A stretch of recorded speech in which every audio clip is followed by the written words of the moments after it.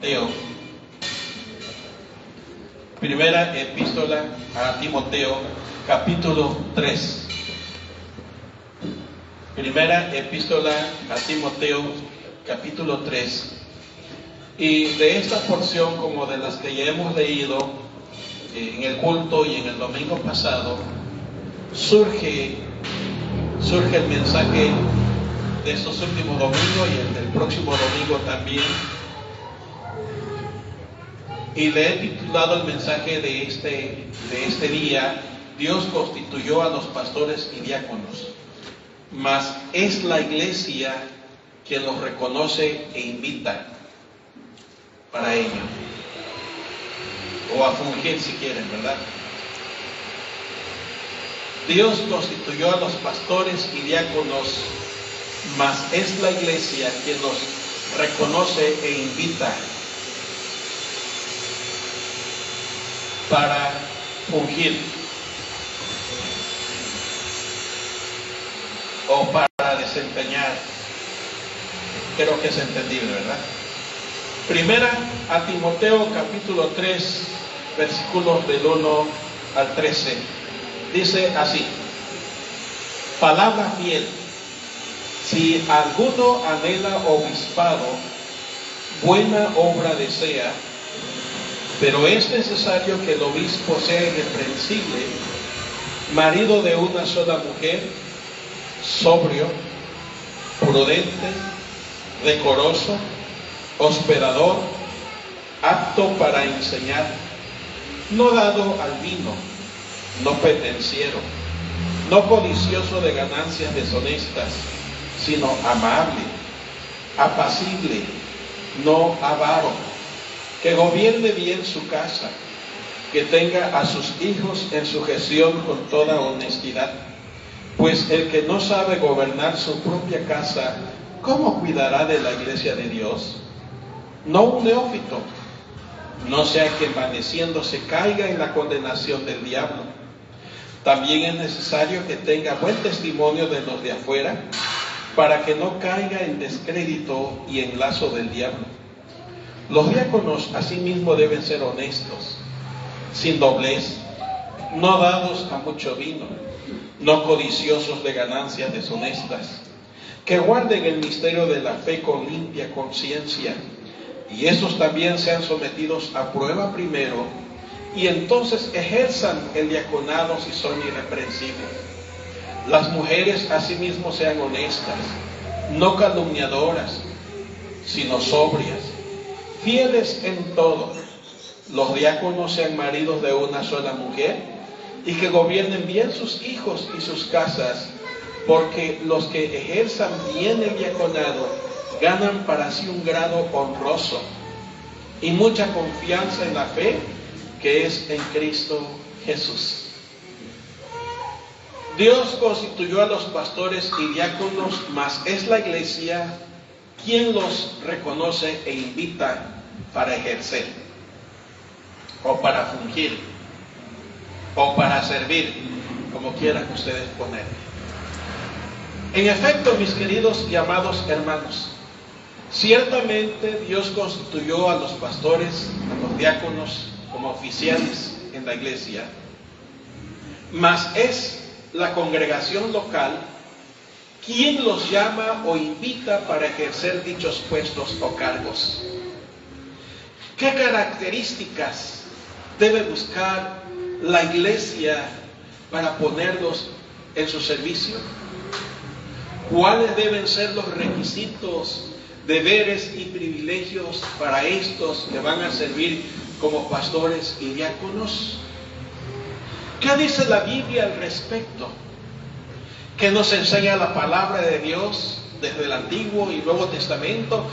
Porque como ya vimos en el transcurso de este culto, desde el Antiguo Testamento al predicador se le llama pastor.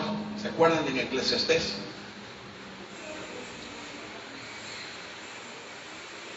A fin de que podamos entender un poco mejor estos detalles, hoy hago la octava entrega sobre la iglesia en general, y concretamente en la entrega de hoy los privilegios y deberes, los requisitos y deberes de tales oficiales.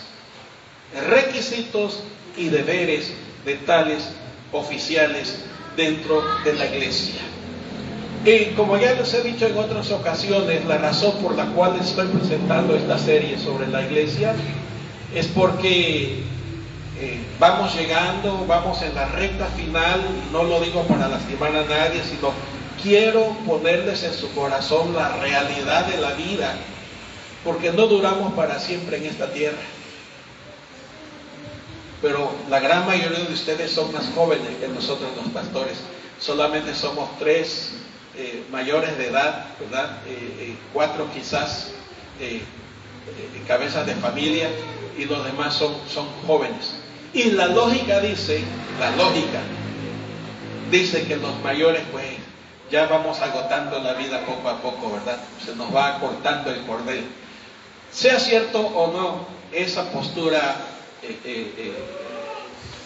filosófica de la vida, lo cierto es que nosotros queremos, como pastores ancianos, hacerles ver que el día de mañana ustedes tendrán que elegir a un pastor, llamar a alguien para que les esté entregando la palabra.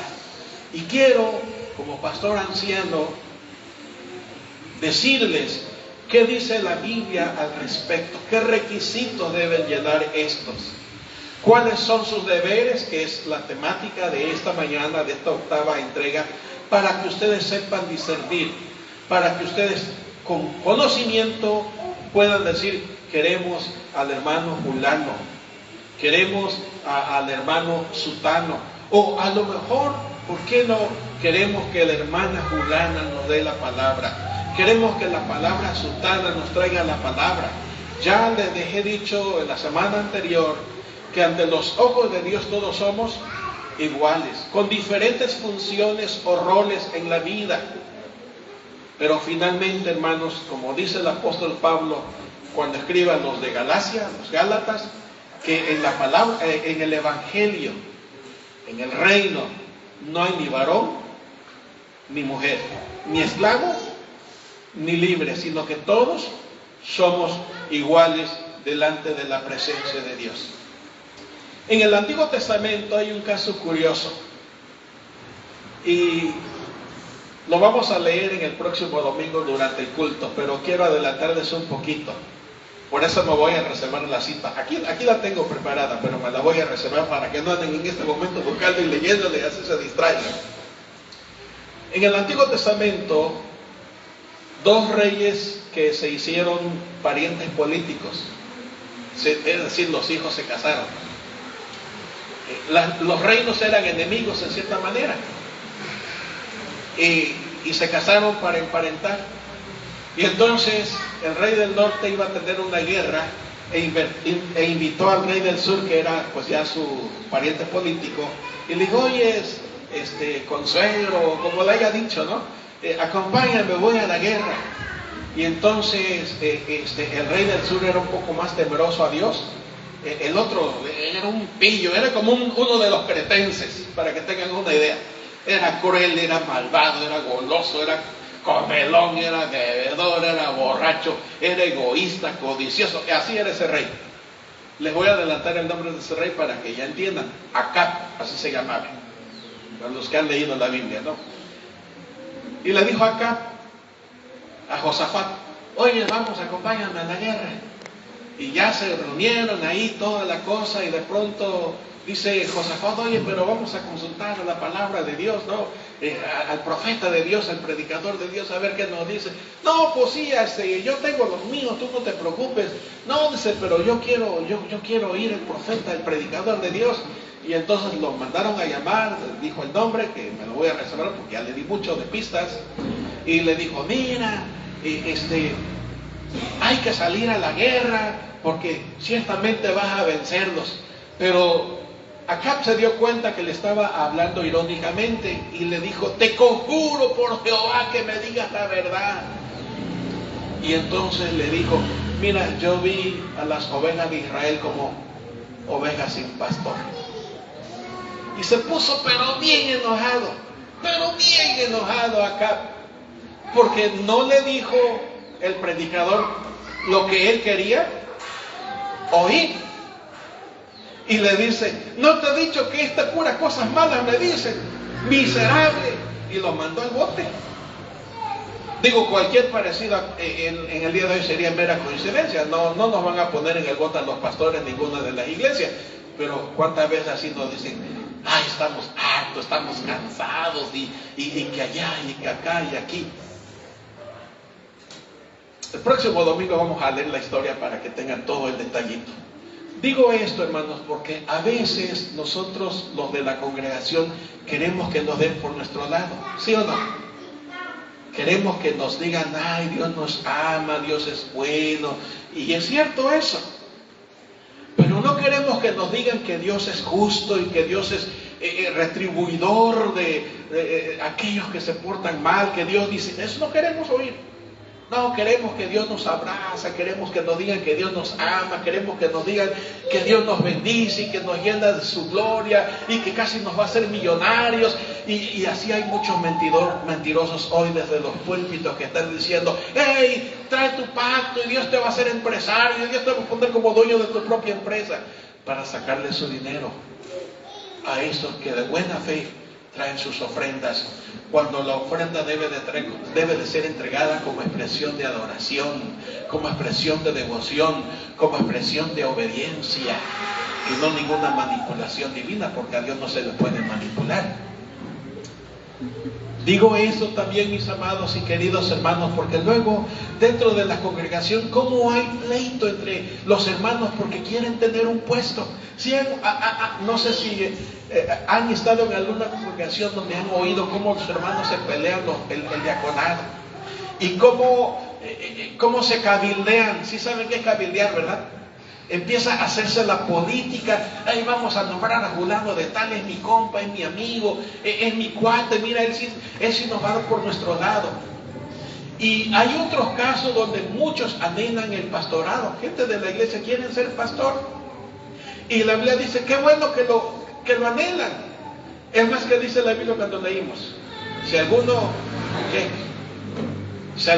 desea, si alguno anhela el pastorado, el obispado, el ancianato, como le quieran llamar, ¿qué dice la Biblia? Buena obra desea. Pero ¿por qué surgen pleitos cuando no nombran a fulano de tal?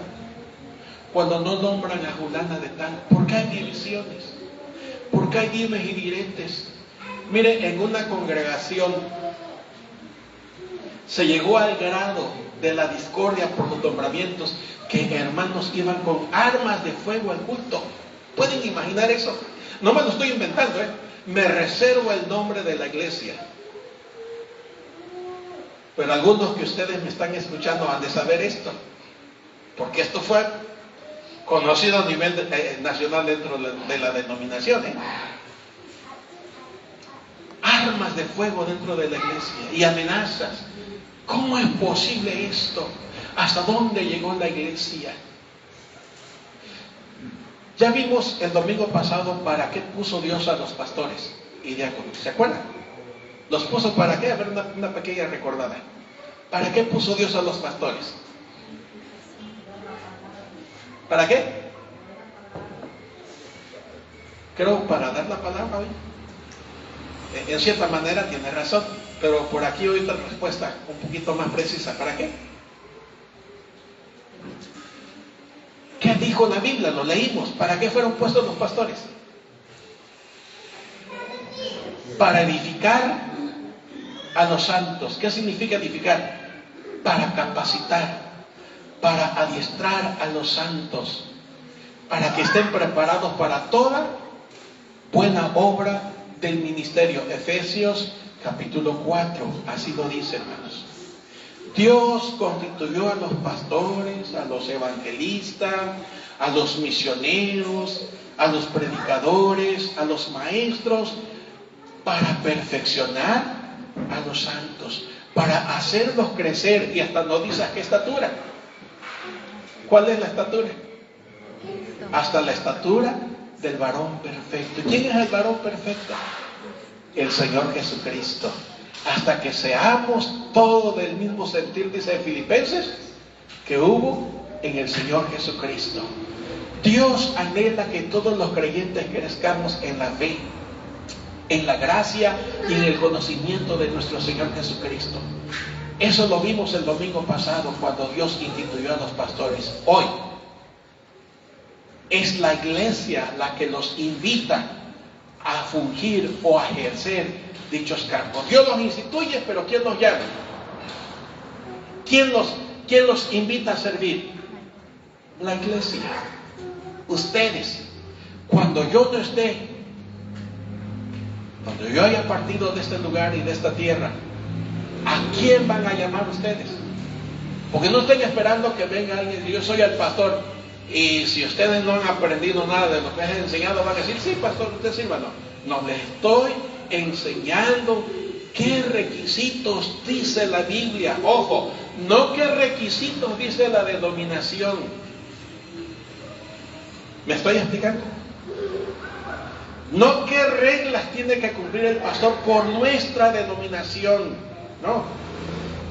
¿Qué requisitos debe cumplir a la luz de la palabra de Dios? Requisitos para pastores y diáconos. Ya lo leímos en el transcurso del culto, pero yo los he dividido en 4 secciones para que a ver si es posible hacerlo más fácil de decírselos y medio explicárselos, porque no voy a contar el tema. Vamos con los requisitos espirituales. ¿Qué entienden ustedes por requisitos espirituales?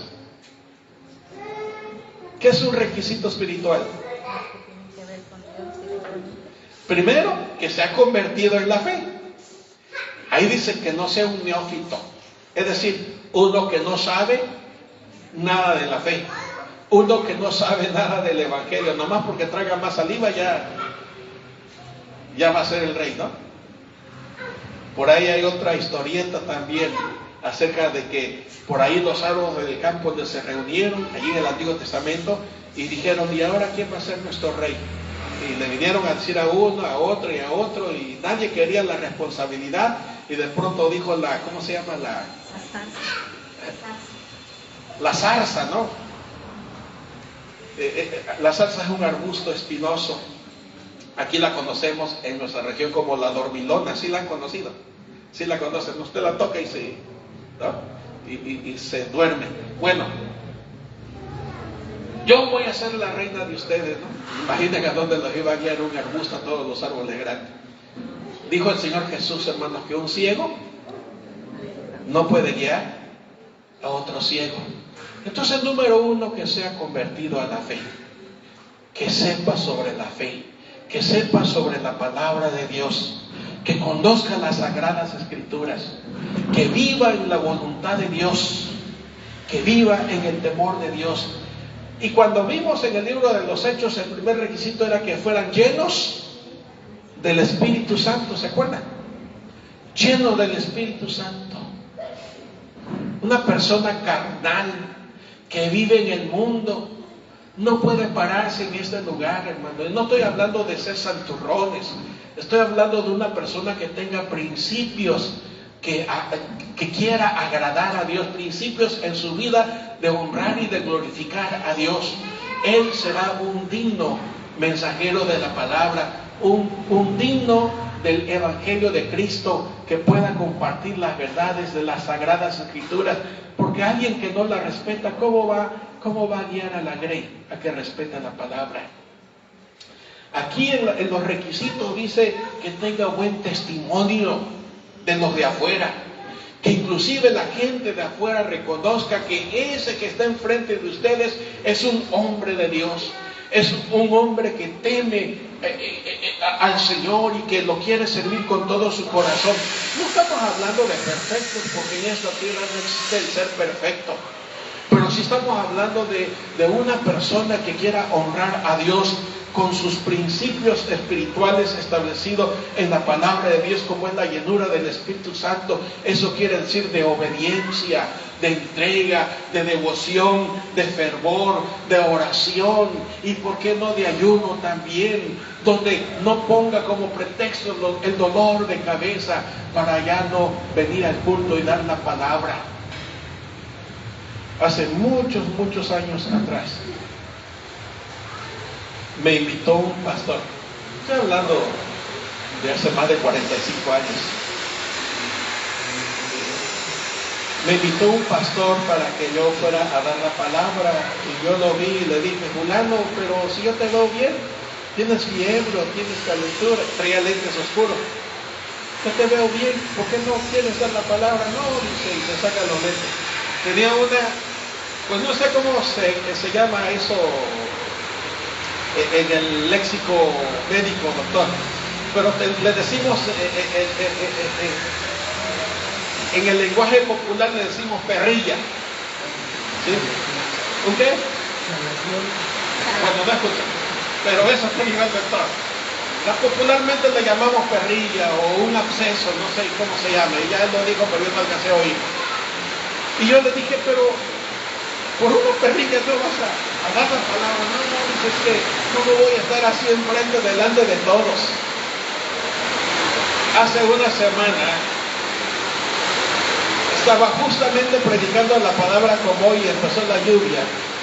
Ese fue el ruido que ustedes escucharon en la transmisión la semana pasada. Y hoy lo van a volver a oír. Ese ruido es la lluvia. Yo no puedo hacer nada para detenerla.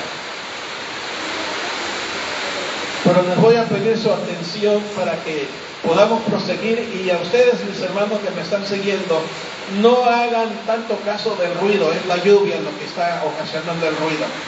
Entonces estaba diciéndoles que a veces los pastores toman cualquier pretexto para no ejercer el cargo que Dios le ha puesto, porque ¿quién puso ese cargo en esos hombres y mujeres de Dios? ¿Quién puso este cargo? Fue Dios. ¿Y quién llamó para que ejerce ese cargo? La congregación local. Entonces cuando pretextamos, ¿verdad?, de que me duele la cabeza, que me duele el corazón, ¿verdad?, como aquella canción de los años 80, creo era, o aquel anuncio, creo que era un anuncio. Hermanos amados, conozco a pastores que con fiebre están enfrente predicando la palabra. Conozco a pastores que con cáncer y con los dolores que ocasiona el cáncer están predicando la palabra.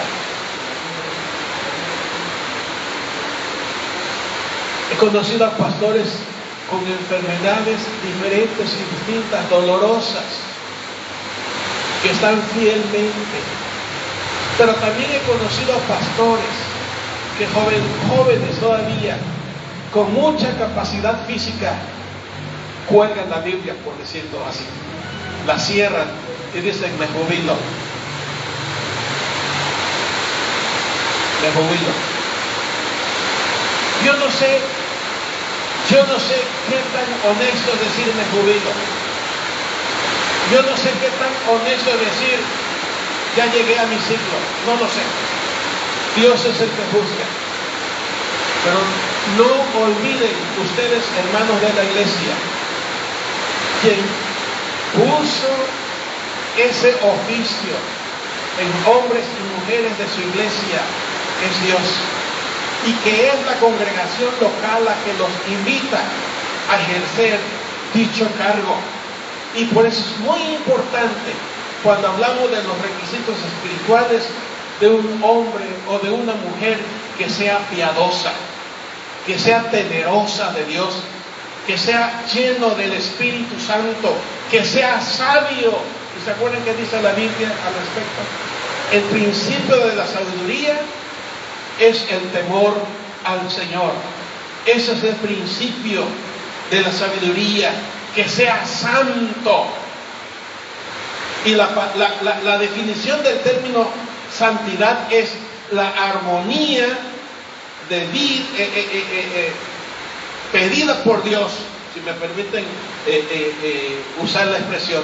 Es la armonía querida y pedida por Dios entre fe y vida práctica. Si tú dices que Dios es poderoso, tienes que creer que Dios es poderoso. Y quiero confesarles que he enfrentado mucho conflicto con mi propio corazón, porque a veces nos hemos envuelto en situaciones bien difíciles. Y yo tengo que decirles aquí, todo lo podemos en Cristo que nos fortalece. Nos hemos visto en tiempos donde no hemos tenido que comer, y les hemos dicho desde aquí: Jehová es mi pastor, nada me faltará. Estamos en la lucha en contra del cáncer y estamos diciendo aquí que Jehová es nuestro sanador.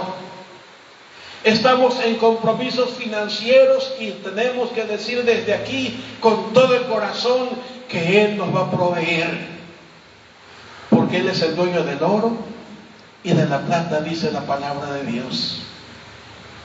Y mis queridos y amados hermanos, este lugar, el atril de la iglesia, el altar de la iglesia, el púlpito de la congregación local, no lo puede ocupar Juan de las Pitas, sino uno que ha sido llamado a este oficio por Dios y que ustedes comprueban que es un hombre o una persona de Dios, temerosa, sabia, inteligente, prudente, porque todos esos aspectos que estoy mencionando tienen que ver con los requisitos espirituales. Vamos rápidamente a los requisitos morales.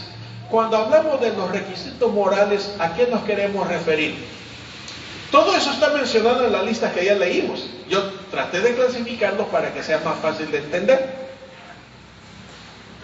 ¿Cuáles serían los requisitos morales? La moral, ¿con qué tiene que ver, hermanos queridos? Forma de vida. Con nuestra conducta, y como bien dijo la hermana, con nuestra forma de vida, con nuestro decir y con nuestro hacer. Con eso tiene que ver el asunto de los principios morales. Estos son valores y principios como el estar unidos solidariamente. Eso tiene que ver con la sensibilidad de la necesidad de los demás.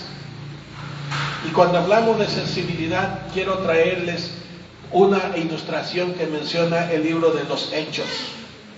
Dice la Biblia, capítulo 3, que iban Pedro y Juan a la oración. ¿A dónde iban Pedro y Juan? ¿A dónde iban? Lo acabo de decir, hermano, ¿dónde están? Iban a la oración. Iban a orar, Pedro y Juan. Miren, ellos no llevaban en mente el predicar, ellos no llevaban en mente en ayunar, ellos no llevaban en mente en hacer milagros, ellos no llevaban en mente hacer sanidades. ¿Qué llevaban en mente y en su corazón? Orar. Iban a orar. Pero casi llegando al lugar de la oración se encontraron a un paralítico que les extendió la mano. Yo no sé cómo diría el paralítico de esa ocasión, porque hoy día, ¿cómo dicen los que piden ayuda? Había una ancianita ahí en la entrada del supermercado Rodeo, no sé cuántos la vieron. Ayuda, hijito, ayuda, hijito. ¿Cuántos la vieron? Creo que ya se murió la pobrecita señora porque ya no está. Pero sí, algunos de ustedes la vieron. Ayuda, hijito. Otros dicen, una limosna por caridad de Dios. Y otros hoy día en la actualidad exigen, y nomás esto. ¿No les ha pasado? Y otros descarados, perdón que lo diga, es que tienen la obligación de darme.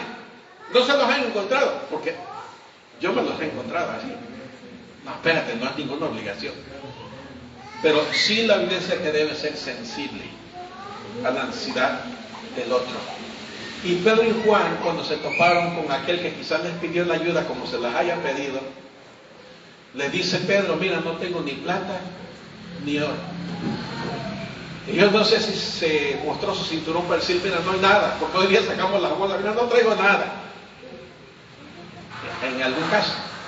En otro caso somos una bola de mentirosos porque decimos, no, no traigo nada, aunque la cartera esté repleta, porque no somos sensibles. Ya vivimos en Catamaco, pero pareciera que fuésemos de Monterrey, ¿no? No tengo ni plata ni oro, pero lo que tengo te doy. Los que han leído Hechos 3, ¿qué dijo Pedro? Los que han leído Hechos 3, ¿qué dijo Pedro? No tengo plata ni oro, pero lo que tengo te doy. ¿Qué dijo?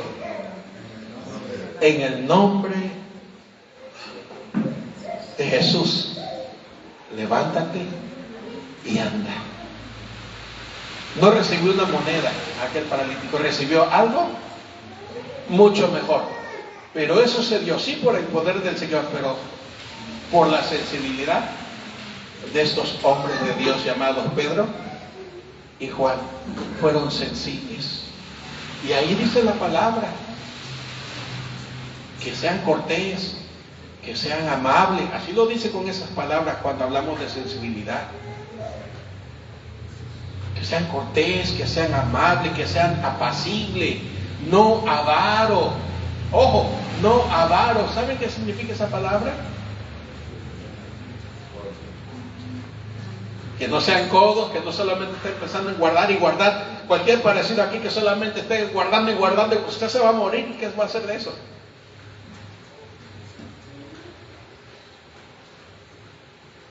Dice en otra porción de la palabra, hermanos, que los que hemos recibido, demos, porque más bienaventurado es dar que recibir. Así dice la Biblia, hermanos. ¿Qué tanto da usted? Ahí se los dejo. Así que hablando de los requisitos morales, que sean gente que viva en estos valores de la solidaridad, de la unidad, de la sensibilidad, de la honestidad, del respeto, de la veracidad, si me permiten usar la expresión. Dice aquí la palabra del Señor, hermanos, que sea una persona que no se llene de vanidad. Ay, miren cuánto sé, cuánto conozco, y el término griego dice esto. A la congregación, ¿qué le interesa saber del griego? A la congregación lo que le interesa es recibir el mensaje de la palabra de Dios. Digo, no es ninguna crítica para los consiervos que hablan el griego y el arameo y el hebreo y quién sabe qué tantas cosas más, y hasta el Bartolomeo, ¿no? ¿Quién sabe? Compartamos lo que dice la palabra, hermanos. Que sea una persona respetuosa, que no le falte el respeto a los demás. Con los principios, ahora pasemos con los requisitos emocionales. ¿Cuáles serían los requisitos emocionales? Estamos hablando de los requisitos que deben de llenar pastores y diáconos. ¿Cuáles son los principios emocionales? ¿Qué cosa es la vida emocional? Relacionada a los sentimientos de la persona. Cuando hablamos de los requisitos emocionales, estamos refiriéndonos a nuestra situación emotiva, a nuestros sentimientos, pues. Ahí dice que no sea una persona soberbia, que no sea una persona iracunda, que no sea una persona vanidosa, que no sea una persona que solamente esté pensando en sí mismo. Dice el apóstol Pedro, dirigiéndose a los pastores, que dirijan, que cuiden a la iglesia sin enseñorearse de ella, es decir, sin sentirse superiores. Dice el apóstol Pablo en Romanos 12:3 que cada uno tenga el concepto de sí mismo que se debe tener, no más ni menos. Aquí no vale ten confianza en ti mismo, porque eso es lo que la filosofía actual pulula en las redes y pulula también en los grandes maestros de motivación que se dan hoy día. Hermanos, no hay mejor motivador que el Espíritu Santo. No hay mejor controlador emotiva que el Espíritu Santo. Por eso, un pastor, un diácono, tiene que ser amigo del Espíritu Santo. Porque el Espíritu Santo no es una fuerza activa, como enseñan algunos. No es una energía, es un ser. Es Dios Espíritu Santo. Es una persona que siente. Es una persona que cuida, que vigila, que conforta, que abraza, que cuida. Y el pastor tiene que ser lleno, dice la Biblia, del Espíritu Santo, mis queridos hermanos. Y ahí cuando hablamos de la llenura del Espíritu Santo, estoy hablando de eso otra vez, no me estoy regresando a los requisitos espirituales, porque estamos hablando de los asuntos emocionales. Dice que el fruto del Espíritu Santo es ¿qué? Gozo. ¿Y el gozo qué es? ¿El gozo qué es? Pues es una emoción. ¿Qué más? Paz. ¿La paz qué es? También es una emoción o un sentimiento. ¿Qué más? La paciencia. ¿Y la paciencia qué es? ¿Y la paciencia qué es? Pues es también un sentimiento, es un aprendizaje de saber esperar. ¿Qué más? Benignidad. ¿Y qué es la benignidad? Ser bueno con los demás. Ser bueno con los demás. Ahí lo clasifiqué en los asuntos de los principios morales, ¿no? Ser bueno con los demás. Y esto nos lleva, que también pudiéramos mencionarlo, a los requisitos sociales. Recuerden, no estoy agotando el tema.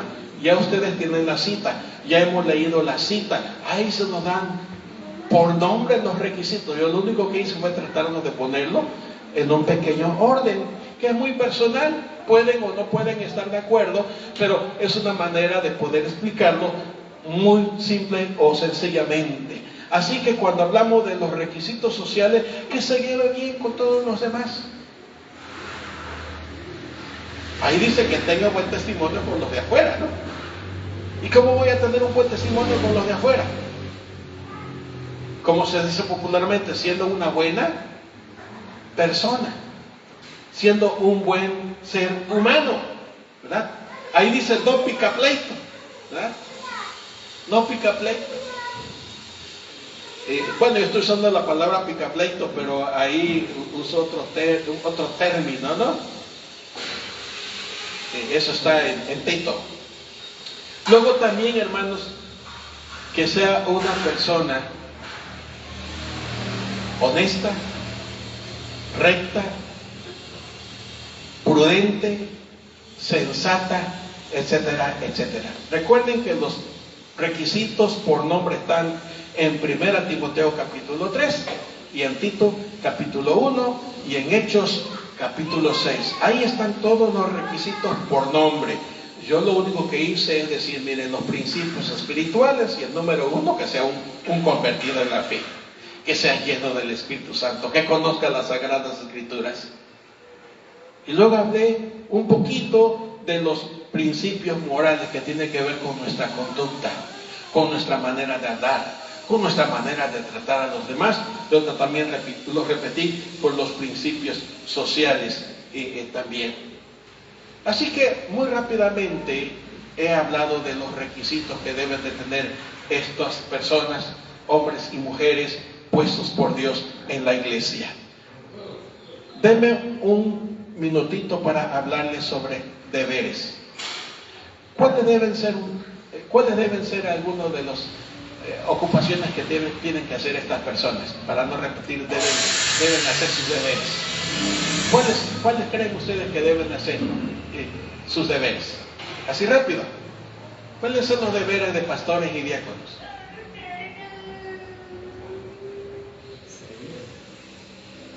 Mándeme. Servir. Ah, qué interesante definición. Miren, el pastorado y el diaconado no es para mandar, no es para dar órdenes. Esa es la mala percepción de mucha gente dentro de las congregaciones. Ya les dije al principio que hasta ha habido pleitos tan grandes donde relucen las armas de fuego, inclusive. Eso inconcebible en la iglesia de Dios, pero ha sucedido. Ha sucedido. Divisiones se han dado.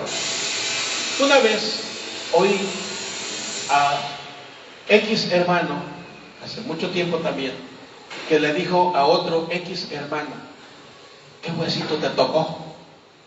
Si ya tengo el hueso de esto. Hermanos, quiero decirles que la iglesia no es un coto de poder, es de servicio. No es un coto de autoridad, los cargos, sino es un coto de entrega, de humildad. En la iglesia no hay huesos, chicos o grandes, porque la iglesia no es ni una empresa como algunos pretenden. La iglesia no es una compañía como algunos pretenden. La iglesia no es un sindicato como algunos pretenden. La iglesia no es un club social como algunos pretenden. Un club social, el que da mucho, ese es visto y es respetado, y lo cuidan mucho porque es el que da más. Así no es la iglesia, hermanos. Ya vimos que de entrada en la iglesia todos somos iguales. Aquí, queridos hermanos, no hay grados académicos, todos somos iguales. Sí sé que por asuntos prácticos de la vida, algunos de ustedes son doctores, son ingenieros, son licenciados, otros son amas y amos de casa, según sea el caso. Todos tenemos un quehacer en la vida, pero ante los ojos de Dios todos somos iguales. Nadie es más y nadie es menos. Entonces, pastores y diáconos, no solamente tenemos que llenar un requisito, sino que tenemos que llenar también ciertos deberes descritos en la palabra de Dios. Número de ellos, servir, no mandar, servir.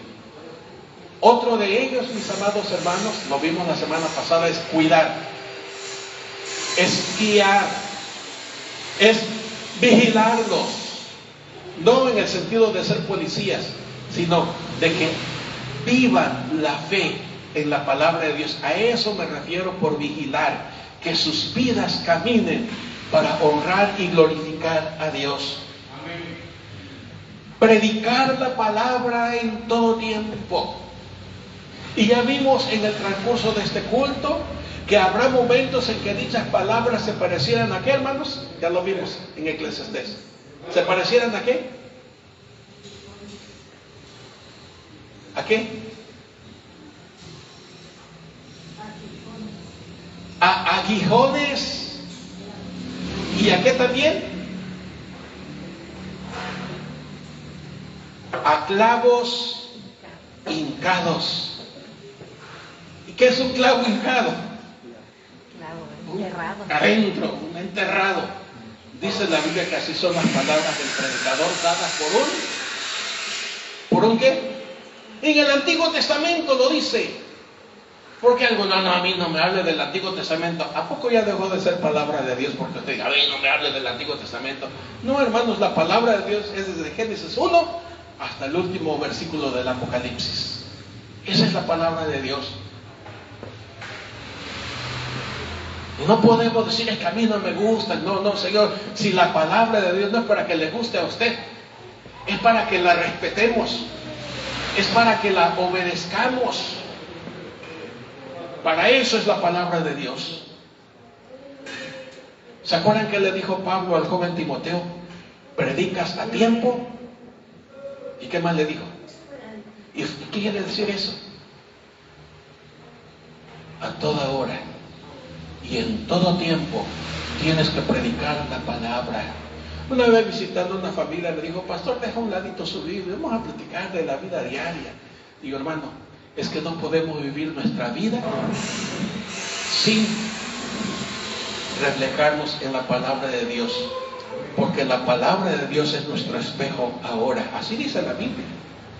Es nuestro espejo, es la que nos refleja la gloria de Dios, es la que nos comunica la voluntad de Dios. Por eso muchos creyentes no han crecido en su fe. Por eso muchos creyentes dicen con desparpajo en la boca, mi vida no es la iglesia. Yo no estoy diciendo que usted esté metido aquí las 24 horas del día. Estoy diciendo, tenga temor a las Sagradas Escrituras. Tenga temor a lo que lee en la Biblia. Porque la santidad que espera Dios de usted y de mí es que lo que decimos con nuestra boca se refleje en nuestro estilo de vida. Dijo el Señor Jesús, de la abundancia del corazón habla la boca. Si usted no se interesa en la palabra de Dios es porque su corazón no está en la palabra de Dios. Así de sencillo es esto, hermanos.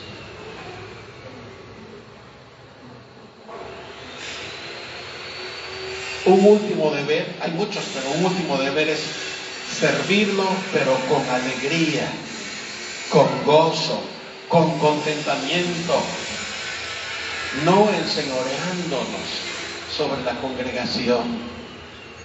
Mis queridos y amados hermanos, no estoy agotando el tema, pero por cuestión de tiempo y espacio, lo que les he dicho es un pequeño resumen de los requisitos que presenta la palabra de Dios.